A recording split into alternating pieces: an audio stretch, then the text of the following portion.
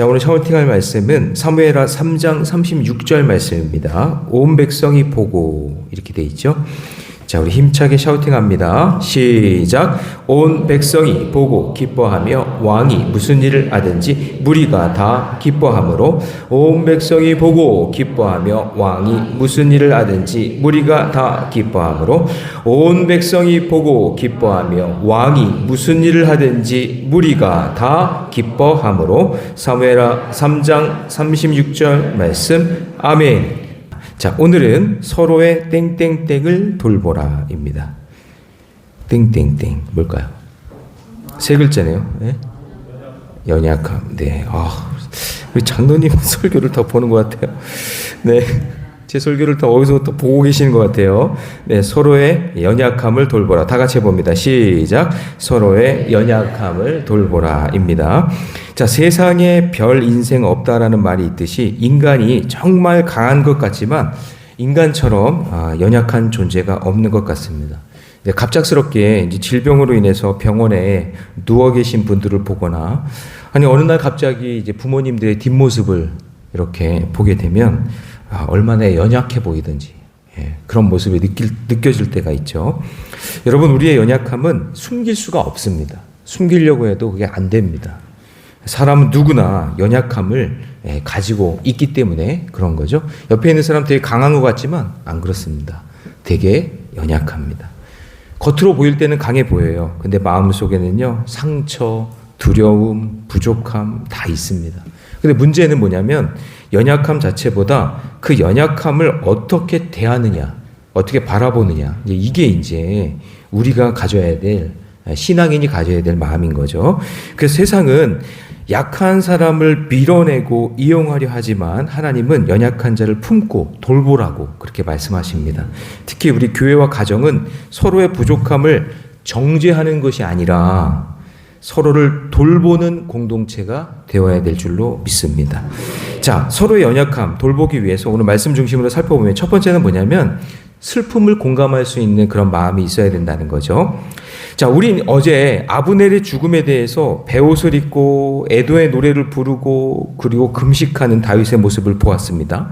그 모습에 감동한 백성들이 힘들어하는 다윗에게 음식을 권합니다. 그러니까 여러분, 지금 금식을 하루 이틀 한 게 아니라 지금 다윗이 거의 막 죽어가는 그런 심정으로 금식을 하고 있는 거예요. 그러니까 백성들도 지켜보겠죠? 저거 쇼 아니야? 에이, 저런 척 하는 거 아니야? 척 하는 거 아니야? 그렇게 보고 있는 시선들도 있었겠죠? 근데 다윗을 보니까 이게 장난이 아니에요. 진짜 목숨 걸고 금식을 하고 있는 거예요. 그래서 백성들이, 자, 35절에 보면 석양의 뭇 백성이 나와 다윗에게 뭐를 권해요? 음식을 권해요. 음식을 권하는 거예요. 이거 당신 이러다가 큰일 납니다. 음식을 드세요. 라고 권을 하지만 다윗이 뭐라 그러냐면 다윗이 맹세하여 이르되 만일 내가 해 지기 전에 떡이나 다른 모든 것을 맛보면 하나님이 내게 벌 위에 벌을 내리심이 마땅하니라. 그러니까 해가 지기 전까지 나 금식하고 오늘까지 이 모든 금식을 내가 마치겠다. 내가 이 지금 슬픔과 어려운 이 마음을 내가 함께 하겠다라는 마음을 표현하고 있는 거죠. 자, 다윗은 이제 정치적으로 계산하지 않은 거예요. 이거 정치적 쇼가 아니에요. 진실한 마음으로 보여준 거예요. 그러면서 아브넬의 죽음을 함께 슬퍼하고 있는 그런 모습이죠. 자, 백성들은 그런 다윗의 모습을 보면서 그의 진실함이 통한 거예요. 저 쇼가 아니네. 진짜 아파하고 있구나. 이런 마음을 알게 된 거죠. 그래서 36절을 같이 읽습니다. 다 같이 시작. 온 백성이 보고 기뻐하며 왕이 무슨 일을 하든지 무리가 다 기뻐하므로 37절도 이날에야 온 백성과 온 이스라엘이 내레 아들 아브넬을 죽인 것이 왕이 아닌. 그러니까 처음에는 다윗이 요압을 시켜가지고 죽였구나 이런 생각을 하고 있었는데 그게 아니었구나라는 것을 온 백성이 알게 되는 거죠. 그러니까 여러분, 가정 안에서 진실함이 통할 때까지 아버지의 마음이 어미의 마음이 자녀의 마음이 진실함이 통할 때까지 기다려 주셔야 돼요. 네. 하루 이틀이 아니라 진짜 그 마음을 알 때까지, 자녀가 부모의 마음을 알 때까지. 네. 지금 잘 몰라요. 답답하죠? 아무리 얘기를 해도 듣지 않고 깨닫지 못하니까 얼마나 답답해요. 근데 어느 날 깨달아요. 그 자녀들 보니까 저도 어느 날 울어요, 아이들이. 아, 그래서 엄마가 이렇게 힘들었구나. 아빠가 이렇게 힘들었구나. 그걸 아는 날이 오잖아요. 그날까지 깨달을 때까지, 끝까지, 주님 오실 때까지, 주님 언제 오실지 모르겠지만 그때까지 기다려야 된다라는 거죠. 조급하지 않고. 자, 그래서 다윗은 이 조카 요압에 대해서도 감정적으로 처리할 수 없기 때문에 자신의 연약함을 인정하면서 하나님께 맡기는 이야기가 이제 39절에 나옵니다. 39절도 한번 읽어봅니다. 시작. 내가 기름 부음을 받은 왕이 되었으나 오늘 약하여서 수르야가 누구냐면 다윗의 여동생이에요. 요압의 엄마. 요압 삼형제 있었죠. 거기 엄마예요. 계속 읽습니다. 수르아의 아들이니 사람들을 제어하기가 너무 어려우니. 그 다음 중요합니다. 여호와는 악행한 자에게 그 악한 대로. 그러니까 다윗의 특징이 뭐냐면 자기가 안 갚아요. 자, 여러분 저를 보세요. 다윗은 자기가 안 갚아요.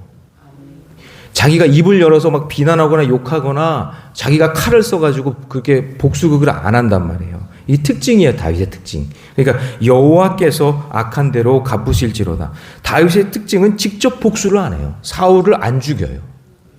억지로 감정적으로 처리하지 않아요. 하나님께 다 맡겨요. 하나님의 공의와 하나님의 심판에 다 맡깁니다. 이게 다윗의 믿음을 보여주는 거예요. 나의 모든 영역을 하나님께 맡길 수 있는 믿음. 사람의 분노보다 하나님의 심판을 기다리는 거죠. 조급한 복수보다 하나님의 때를 더 신뢰하는 거예요. 그래서 여러분 성경에 보면 우리가 이제 욥기를 보면 욥의 친구들이 욥이 그렇게 고통당하는 걸 좀 이렇게 위로하기 위해서 오잖아요. 처음에는 이 친구들이요 침착하게 이렇게 다가가려고 노력을 해요. 왜냐하면 너무 처참하니까. 욥이 지금 당한 게 너무 처참하니까 처음에는 침착하게 다가가요. 그래서 한 일주일 동안은 말없이 함께 울어준단 말이에요. 그러나 시간이 조금 지나잖아요. 그때부터는요 맡기지 못해요. 그리고 그냥 욥을 분석하기 시작하고 판단하기 시작하고 그것 때문에 욥이 엄청나게 상처를 받잖아요. 그러니까 끝까지 하나님께 맡기면서 지켜봐야 되는데 그게 안 된 거예요. 그냥 계속 분석하는 거죠. 뭐라 그래요? 너 죄 때문에 그렇다. 회개해라. 네 인생에 문제가 있기 때문에 이렇게 하나님이 이런 거지. 너 뭐 죄가 있으니까 이런 거 아니야? 하면서 판단하려고 하고 자꾸 그걸 처리하려고 하다 보니까 욥이 힘들어지는 거죠. 여러분 다윗은 요압을 단번에 처리할 수 있지만 아직 요압은 다윗 왕의 이 왕국의 기초를 하는 데 있어서 핵심적인 인물이었고 그 다음에 또 요압을 지지하는 사람도 있었을 거 아니에요. 아브넬 같이.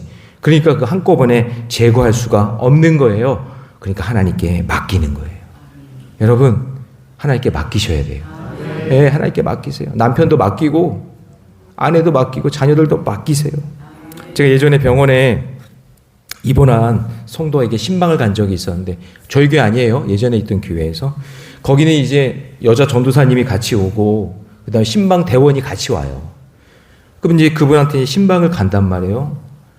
근데 그냥 그 말하기 좋아하는 이 속장이 그냥 목사님이 갔으면 목사님이 이렇게 위로하고 기도하고 그리고 빨리 오면 되잖아요. 그리고 또 다인실이면은 다른 사람들도 있기 때문에 조심해야 되거든요. 거기 가서 막 찬송가 막 부흥할 수 없잖아요. 불길 같은 성신 이렇게 하면 안 되잖아요. 거기서 막 세게 기도할 수도 없잖아요. 그럴 때는 그냥 조용히 가서 기도하고 위로해주고 오면 된단 말이에요. 근데 이 속장님이 거기서 막 왜 건강관리를 못해가지고 이렇게 병이 걸렸냐고, 어떻게 믿음 생활을 그렇게 해가지고 그냥 이렇게 병에 걸렸냐고 막 그렇게 자기 말을 쏟아내는 거예요. 자기 나름대로는 뭔가 이렇게 얘기해서 뭔가 이렇게 변화를 주려고 그렇게 했을지 모르겠지만 제 마음 속에는 저 사람이랑은 신방 다니면 안 되겠구나 이런 생각이 그냥 대본 오는 거죠. 여러분 어떤 분은요 그냥 조용히 손 붙잡고 그냥 많이 힘드셨죠. 그냥 기도하고 거기에 그냥 눈물 쏟아지고 은혜 받고 그러는 거예요. 괜히 내가 가르치려고 하고 내가 거기에 참견하려고 하고 계속해서 뭔가를 푸시하려고 하다 보면 그것 때문에 위로받는 게 아니라 그것 때문에 더 상처받는 거예요. 그것 때문에 더 무너지는 거예요. 그래서 제가 깨달은 것은 뭐냐면 일단 환자를 위해서는요, 먼저 공감해야 돼요. 그 공감한다는 게 뭐예요? 하나님께 맡긴다는 얘기예요. 예, 내가 할 수 있는 게 없구나. 그들의 아픔을 그냥 읽어주고 함께 해주는 거구나. 그러면 하나님께서 일하시고 하나님께서 역사해 주실 줄 믿습니다. 여러분, 집안에 환자 많죠? 남편 환자 있잖아요. 남편 환자, 아내 환자, 자녀 환자. 그죠? 일단 환자라고 여러분 여기세요. 다 어딘가 힘들고 아프니까. 그러면 여러분 판단하고 정죄하지 말고 공감하세요. 그리고 하나님께 맡기세요. 그럴 때 하나님께서 일하게 되실 줄로 믿습니다. 여러분, 사람들이 저 집은 잘 살아. 사람들이 저 집은 잘 살아고 이야기하면 대부분 어떤 생각을 하냐면, 저 집은 돈이 많아. 돈이 많다고 생각해요. 돈이 많은 집을 잘 산다고 생각한다는 거예요. 아니에요. 여러분, 돈이 많은 것은 부자죠. 잘 사는 게 아니죠. 그냥 부자예요. 여러분, 잘 산다는 말은 뭐냐면 관계가 좋은 거예요. 관계가 좋은 거예요. 서로 공감을 잘 해주는 거예요. 믿음이 있는 거예요. 그게 잘 사는 거지. 우리는 잘 산다 그러면 저 집은 집이 커. 좋은 차 타고 다녀. 그리고 돈이 많아. 그러면 그게 잘 산다고 생각하는데 아니에요. 잘 산다는 말은 서로 관계가 좋은 거예요. 공감해 주는 거예요. 위로해 주는 거예요. 그게 잘 사는 가정인 줄로 믿습니다. 그 교회도 가정도 잘 살고 행복한 공동체가 되려면 공감해 주고 위로해 주고 하나님께 맡길 수 있는 그런 공동체가 될 때 그 공동체가 잘 사는 공동체가 될 줄로 믿습니다. 자, 적용 질문 같이 있습니다. 시작. 지금 가족 중에 슬픔의 눈물을 흘리는 자는 누구입니까? 나는 연약한 사람을 판단하기보다 함께 울어주고 있습니까? 연약한 사람을 쉽게 판단하기보다 그 아픔과 함께 공감하며 다윗같이 함께 울어주고 그들의 마음을 알아주는, 그래서 하나님께 맡기는 그런 인생이 되시기를 주님의 이름으로 축복합니다. 여러분 집안에 혹시 요압 같은 존재가 있어도 품어주세요. 기다려주세요. 하나님께 맡기세요.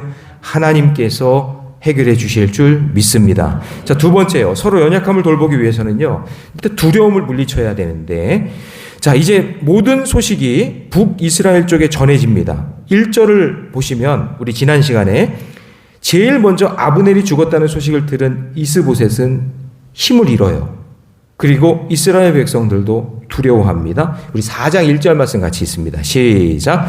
사울의 아들 이스보셋은 아브넬이 헤브론에서 죽었다 함을 듣고 손에 맥이 풀렸고 온 이스라엘이, 그러니까 이스보셋은 나름 이렇게 의지했던 아브넬이 죽게 되니까 흔들리기 시작했고, 그리고 이 모습을 보고 있던 북이스라엘 전체가 불안하기 시작해요. 여러분, 가족 중에 누가 특별히 우리 부모님들이 불안해하고 두려움에 빠지면, 그러면 그 모습을 보면 함께 두렵잖아요. 그게 영향을 주잖아요. 두려움이 몰려오는 거 막을 수는 없지만 그 두려움 때문에 나만 두려운 게 아니라 내 가족들도 같이 두려워지는 거잖아요. 그러니까 이스보셋은 북이스라엘 왕이잖아요. 근데 그 왕이 두려워하니까 그 밑에 있던 가족들도 그리고 백성들도 함께 두려워하는 거예요. 자, 그렇게 두려움이 계속 지속되니까 이 두려움의 문제는 해결이 안 되고 계속 그 가정에 지속되고 그 나라에 계속 지속되니까 어떻게 돼요? 결국 안전을 위한 도피가 일어나기 시작하는 거예요. 여기 있으면 계속 두려워. 여기 있으면 같이 못 살겠어. 이렇게 되는 거예요. 자, 그래서 2절을 같이 있습니다. 다 같이 시작. 사울의 아들 이스보셋에게 군대의 지휘관 두 사람이 있으니 한 사람의 이름은 바나요, 한 사람의 이름은 레갑이라 베냐민 족속 브에롯 사람 림몬의 아들들이더라. 브에롯의 베냐민 지파에 속하였으니. 3절도 있습니다. 시작. 일찍이 브에롯 사람들이 깃다임으로 도망하여 오늘까지 거기에. 그러니까 여러분, 두려움이 오는 거 막을 수는 없어요. 근데 그걸 그대로 계속 놔두고 그 가정의 두려움, 교회의 두려움, 공동체의 두려움이 계속 머물고 있으면 같이 못 사는 거예요. 예? 같이 못 산다고요. 근데 그 두려움이 해결되지 않으면 그 공동체에 뭔가 불연이 일어나고 거길 도망가고 떠나려고 하는 사람들이 생기는 거죠. 그래서 다윗은 위기 앞에서 어제 살펴본 것처럼 사람이 아니라 먼저 하나님 앞에 있어야 된다는 거예요. 그 3장 28절에서 다윗도 두려움이 왔잖아요. 내가 여태까지 지금 이스라엘에 통일을 위해서 여태까지 지금 애썼는데 갑자기 모함당하고 무시당하고 막 이러니까 하나님 앞에 간단 말이에요. 하나님 앞에 영원히 무죄하니.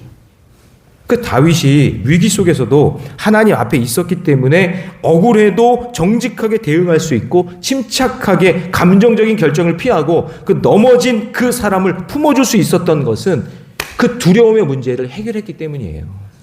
네. 여러분 지금 두려운 거 있으시잖아요. 이 두려운 문제를 해결하셔야 돼요. 죽음에 대한 두려움, 죄에 대한 두려움, 뭔가 있어요. 관계에 대한 두려움. 이 문제를 여러분 해결하셔야 돼요. 가정 안에. 계속 가지고 있고 계속 가다 보면 그 공동체 안에 균열이 일어난단 말이에요. 문제가 일어난단 말이죠.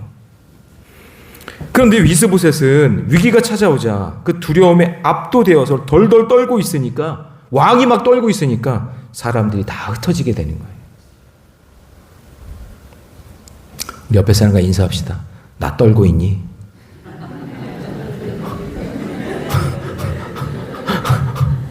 여러분 떨지 마세요. 예, 주님이 계시잖아요. 우리 죽어도 천국 가잖아요. 예. 여러분 지금 당하는 문제, 여러분 지나고 나면 아무것도 아닌 거죠. 예. 이겨내시기 바랍니다. 이겨내셔야 돼요. 이겨내야 공동체가 사는 거예요. 어제도 이제 지붕 공사를 막 하더라고요.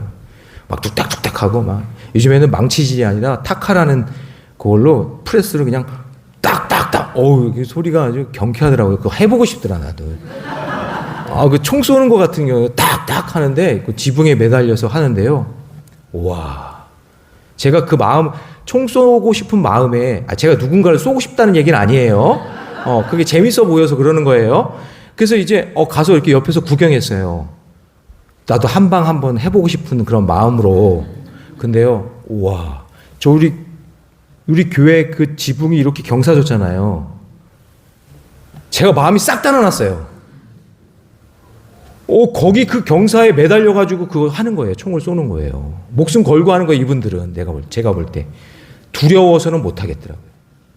두려움이 제가 밀려오니까 총이고 뭐고 구경도 하기 싫어. 그냥 구경도 하기 싫어. 그 무서운 거기서 하는 거예요. 근데 여러분, 그분들은 나름대로 노하우가 있을 거 아니에요. 두려움을 이길 수 있는 뭔가가 있을 거 아니에요. 밑에서 이게 차가 받쳐주고, 그 다음에 아시바 파이프로 이렇게 만들어준 그걸 믿기 때문에 거기에 올라가잖아요. 자, 여러분, 제가 느끼는 거 이거예요. 저분들이 지금 제가 두려워하고 있는 이 마음은 거기에 그 경사면에 올라갔을 때 뭔가 믿지 못하기 때문에 두려운 거지만, 그분들은 지금 이 차가 받쳐주고 있고 아시바 파이프가 나를 지켜주고 있을 거라는 믿음이 있기 때문에 그 위에서 신나게 이 타카를 쏘면서 공사를 진행한단 말이에요. 두려움이에요, 두려움. 아무것도 못하고 있는 그 마음속에 뭐가 있느냐? 두려움이 나를 지배하고 있는 거예요. 두려움 때문에 못하고 있는 거예요. 전도도 두려움 때문에 못하는 거예요. 저 사람이 나 무시하면 어떡하지? 사람과의 관계도 내가 말하면 두려운 거예요. 저 사람이 어떻게 나를 공격할까? 여러분, 마귀는요, 우리 두려움이라는 걸 딱 붙잡고 아무것도 못하게 해요. 아무것도 못하게. 그걸 이기셔야 되는데. 가정 안에 두려움이 몰려올 때요, 그 두려움에 떨지 말고 말씀이 들리는 자리로 오세요. 기도하세요. 하나님 앞에 나오세요. 그 공사하는 분들을 지탱하고 있는 걸 믿기 때문에 공사하듯이, 여러분의 가정에 공사가 있잖아요. 영적인 공사가 무너진 곳을 고쳐야 될 거 아니겠어요? 그러면 여러분 믿으셔야 돼요. 누굴 믿냐? 나를 붙들고 계신 누굴 믿어야 돼요? 하나님을 믿으셔야 돼요. 말씀을 믿어야 돼요. 기도하셔야 돼요. 그래야 두려움을 이길 수 있는 거예요. 엘리야도 갈멜산 전투에서 이겼어요. 여러분, 그때는 두려움이 없었어요. 근데 인생을 살다 보니까 그거를 이기고 났는데 너무 힘들었던 것 같아. 심적으로, 육체적으로. 그러니까 이사벨이 위협을 하잖아요. 그러니까 여자의 그 위협의 말에 갑자기 공포가 밀려와요. 두려움이 몰려와서 도망가요. 그렇게 열심히 싸웠던 엘리야가. 여러분, 인생을 살다 보면 이세벨 같은 존재가 있단 말이에요. 그게 사람이든 사건이든 상황이든. 그럴 때 엘리야가 몸을 피해 로뎀 나무 아래에서 하나님을 찾습니다. 거기서 하나님을 또 만나요. 그러니까 여러분, 내가 엘리야든 내가 그냥 일반 목사든 평신도든 인생을 살다 보면 두려움이 온단 말이에요. 그 두려움이 왔을 때 피할 수도 있어요. 도망갈 수도 있어요. 그렇지만 그 장소에서 하나님을 꼭 만나야 되는 거예요. 그게 중요한 거예요. 그러면 여러분 인생 살다가 하나님 만나야 될 때가 어딜까요? 저는 우선순위로 따진다 그러면 저는 교회라고 생각해요. 그렇죠? 교회 와서 하나님 만나야 될 거 아니에요. 그리고 여러분 가정에서 만나고 가정예배 드리면서 직장에서도 만나고 그렇게 하나님을 만날 수 있는 그런 기회가 많았으면 좋겠어요. 그럴 때 하나님께서 엘리야에게 먹이시고 또 쉬게 하셔서 다시 새 힘을 주시는 줄로 믿습니다. 근데 여러분 그거 아세요? 로뎀이라는 뜻이 뭐냐면 히브리 말로 시궁창이라는 뜻이에요. 갑자기 이상하죠? 여러분 로뎀 카페라는 거 많이 보셨죠? 그러면 로뎀이 시궁창이니까 그거 시궁창으로 하면 시궁창 카페인 거예요. 로뎀 병원도 있지 않아요? 요즘에? 그 다음에 로뎀 학원도 있대요. 요즘에. 시궁창 학원. 가서 배울 게 없나 봐. 시궁창 학원. 그러니까 여러분 로뎀이라는 말이 되게 예쁜 말 같지만 그 로뎀이라는 뜻은 뭐냐면 시궁창 뜻이에요. 진흙탕이라는 뜻이에요. 보잘것없다는 뜻이에요. 비참하다는 뜻이에요. 그 로뎀의 뜻이. 그러니까 뭐예요? 우리가 두려움과 절망으로 인해 시궁창 속에 있다 할지라도 하나님은 거기에 찾아오시는 거예요. 그 의미예요, 그 의미. 로뎀 나무에서 쉬고 있어서 로뎀 나무 거기는 너무나 좋은 거야. 풍성한 은혜가 있는 곳이야. 그게 아니라 내가 지금 시궁창 같은 내 마음으로 지금 내 마음이 진흙탕 같은 마음으로 보잘것없이 그 두려움으로 내가 지금 다운되어 있고 괴로워하고 있지만 그곳을 향해 하나님이 찾아오시는 거예요. 찾아오시는. 할렐루야. 그러니까 여기서 중요한 건 로뎀 나무에서 중요한 건 뭐냐면 로뎀 나무 자체가 중요한 게 아니라 그 시궁창 같은 그곳에 누가 오신 게 중요한 거예요. 하나님이 오시는 게 중요한 거예요. 그분이 내 두려움을 이길 수 있게 해주신다. 그런 얘기예요. 그러므로 두려움이 몰려와서 나를 시궁창으로 몰고 갈 때 말씀과 기도로 예수님 만나셔야 돼요. 그곳이 로뎀이에요. 예수님이 무너진 마음을 다시 세우는 능력을 저 여러분에게 주실 줄로 믿습니다. 자, 적용 질문 같이 있습니다. 시작. 나에게 두려움을 주는 이세벨은 누구입니까? 나는 공동체 안에 두려움을 퍼뜨리는 사람입니까? 믿음을 세우는 사람입니까? 내 삶 속에서 나를 무너뜨리고 두려움에 머물게 하는 이세벨 같은 그런 문제 앞에서도 말씀과 기도로 담대하게 승리하는 저와 여러분 되시기를 주님의 이름으로 축원합니다. 자, 마지막 세 번째요. 서로의 연약함을 돌보기 위해서는 소외된 자가 있는지를 보셔야 돼요. 내 옆에. 자, 우리 4절 말씀 같이 있습니다. 4절 시작. 사울의 아들 요나단에게 다리 저는 아들 하나가 있었으니 이름은 무비보셋이라. 전에 사울과 요나단이 죽은 소식이 이스라엘에게서 올 때에 그의 나이가 5살이었는데 그 유모가 안고 도망할 때 급히 도망하다가 아이가 어떻게 돼요? 떨어져 절게 되었더라. 자, 여러분 여기서 등장하는 인물 한 명, 무비보셋이에요. 그러니까 사울의 손자고 요나단의 아들인데 블레셋과의 전쟁을 통해 있다가 전쟁 속에서 막 급하게 도망가다가 유모가 무비보셋을 안고 막 도망가는데 이 아이를 놓친 거예요. 그래서 이 아이를 떨어뜨렸는데 그때 다리에 장애가 온 거예요. 5살 때. 그래서 평생 다리를 저는 그런 삶을 살게 된 거죠. 자, 그러면 사울의 가문은 점점 약해져 가잖아요. 사울의 가문이 점점 약해져 가니까 무비보셋은 더군다나 장애를 가지고 있으니 그 인생은 더 이상 말할 게 없잖아요. 무너져가는 가정에 게다가 장애까지 있으니 지금 최악의 상황인 거예요. 최악의 상황. 근데 여러분 무비보셋은 자기 잘못이 아니라 어떤 시대의 혼란 속에서 전쟁으로 인해서 깊은 상처를 입은 사람이란 말이에요. 근데 제가 오늘 말씀을 묵상하면서 무비보셋이 누굴까? 이 시대에 여러분 가정의 무비보셋이 누구예요? 제가 볼 때는 자녀들이에요. 지금 이 시대의 흐름 속에 적응 못하는 자녀들, 학교나 학원이나 어디서나 뭔가 이렇게 뒤처지는 자녀들, 뭔가 장애가 있어 보이는 그 자녀들, 뭔가 문제가 있는 그 자녀들. 여러분 가정에 그 자녀들이 무비보셋이에요. 여러분 가정 안에, 그래서 교회 안에, 가정 안에 전쟁이 일어나면 점점 무너지기 시작하면서 여러분의 자녀들의 신앙의 장애, 영적인 장애가 오기 시작하는 거예요. 그래서 여러분 가정이 평안해야 돼요. 교회도 평안해야 돼요. 가정 안에 한 전쟁이 일어나고, 블레셋과의 전쟁 같은 그런 전쟁이 일어나고, 교회에 막 그냥 전쟁 같은 분란이 일어나잖아요. 여러분들은 괜찮아요. 근데 여러분 자녀들은요, 장애를 입어요. 장애를. 근데 여러분 하나님이 훗날 점점 강해지는 다윗이, 에휴 저 사울 가문은 이제 점점 망했으니까 아이고 그냥 꼴 좋네, 에휴 저렇게 망해라, 이게 아니라 다윗은 자기의 점점 강해지는 이것을 하나님께서 나에게 주신 힘과 능력을 가지고 연약한 자, 아픈 자, 환난당한 자, 원통한 자, 빚진 자, 그들을 품으라고 하셨기 때문에 이 무비보셋을 자기 자신의 왕의 식탁에 초대하는 거예요. 그러니까 하나님은 다윗의 집을 일으키셔서 화평을 이루고 상처 입고 연약한 사람들을 품어주는 일을 다윗을 통해 하셨다는 얘기죠. 자, 저는 바라기는 여러분의 가정이, 우리 교회가 점점 강해져서 전쟁의 도구가 아니라 평화의 도구가 되어서 이 땅에 무비보셋 같은 장애를 입는 자들이 저희 교회에 와서 평화를 누렸으면 좋겠어요. 저는 우리 교회가 장애인을 잃어버린 교회가 되지 않았으면 좋겠어요. 예. 품는 교회가 됐으면 좋겠어요.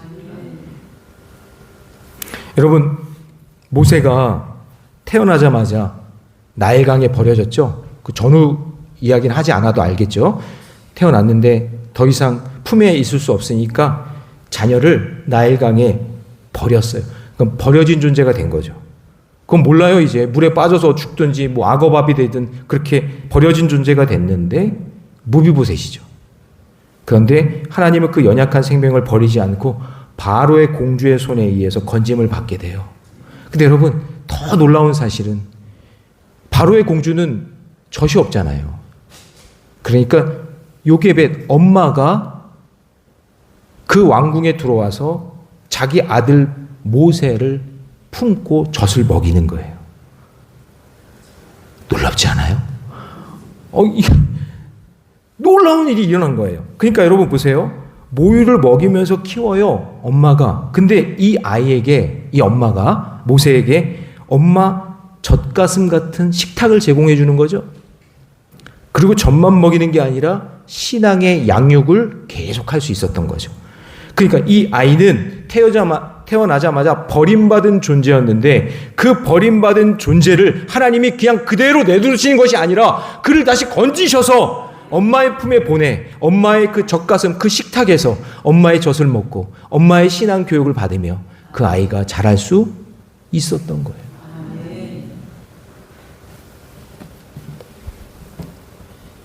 교통사고로 엄청난 화상을 입고 수십 차례 피부 이식 수술을 통해서 살게 된 여러분 이지선 자매 아시죠? 그 인생이 완전히 180도로 바뀌었잖아요. 완전히 되게 예쁜 얼굴이었는데, 근데 가족과 공동체에 눈물의 기도가 있었어요. 이 자매를 위해서 막 그냥 교회에서 기도하고, 특별히 어머니가 우리나라의 국내에서는 수술이 안 되는데 수십 차례 수술을 해야 되는데 일본을 오가면서 그 피부 이식 수술을 계속 하게 된 거예요. 그 어머니의 헌신. 근데 이분이 그러면서 어머니 헌신을 보면서 눈물을 보면서 그 엄마의 품, 엄마의 식탁, 그거를 경험하면서 자기의 자신감이, 자존감이 회복되기 시작하는 거예요. 그러면서 여러분 사회복지 분야에서 박사학위 받고 한동대 교수로 있고 지금 이화여대 교수로 있는 거 아시죠? 이화여대 교수로 지금 재직 중에 있어요. 그러니까 여러분 보세요. 연약한 자를 위한 따뜻한 그 돌봄이 무비보셋을 살리고 모세를 키우고 이지선 교수를 만드는 거예요. 그래서 복음을 품은 사람은요, 예수님처럼 소외당한 사람 품어주고 생명 살리는 일을 감당하게 되는 줄 믿습니다. 그래서 여러분 다윗은 광야에서 이 아둘람 공동체를 통해서 아까도 얘기했지만 환난당한 자, 원통한 자, 빚진 자들을 경험했기 때문에 무비보셋이 눈에 들어온 거예요. 예전에는 안 들어왔는데, 그게 없었는데, 광야에서 그 고난이 없었으면 그런 사람들 눈에 안 들어왔는데, 그런데 다윗의 눈에는 누가 보여요? 무비보셋이 보이는 거예요. 여러분, 이런 눈을 가진 우리 성도님들 되시고 그런 가정이 되시기를 주님의 이름으로 축복합니다. 자, 적용 질문 같이 있습니다. 내 가정과 교회와 일터에 무비보셋은 누구입니까? 나는 공동체 안에 연약한 사람을 외면하지 않고 품고 있습니까? 여러분, 내 주변에 소외당하는 자들을 외면하지 않고 하나님의 사랑으로 품어줄 수 있는 삶이 되시기를 주님의 이름으로 축복합니다. 다윗처럼 넘어져 있는 사람에게 찾아가서 함께 아파하는 그런 믿음의 사람이 되어주시기 바랍니다. 자, 이제 말씀을 정리합니다. 우리의 연약함은 부끄러운 게 아니라 서로를 돌봐야 될 대상으로 볼 수 있는 믿음의 눈이 열리는 거예요. 다윗은 슬픔 속에 사람을 공감해주고 그리고 자기가 해결할 수 없기 때문에 하나님께 다 맡겼어요. 그리고 두려움은 공동체를 무너뜨리지만 두려움을 이기는 믿음은 공동체를 세우게 될 줄로 믿습니다. 두려움 문제 해결하셔야 됩니다. 그리고 계속 두려움을 이기지 못한 이 이스보셋은 결국 두려움에 지게 되고 내일 보면 죽게 됩니다. 근데 기회를 노리고 있던 부하 레갑 이 바하나가 나중에 배신을 하거든요. 근데 여러분, 다윗은 두려워하지 않습니다. 도리어 두려운 것 때문에 자기 자신을 감추는 것이 아니라 눈을 들어 무비보셋 같은 상처 입은 사람을 자기의 품으로 품어주는 그런 사람이 되었어요. 여러분, 그런 가정, 그런 교회 되기를 원합니다. 우리 모두가 서로 연약함을 품어줄 수 있는 그런 믿음의 공동체 되시기를 주님의 이름으로 축복합니다.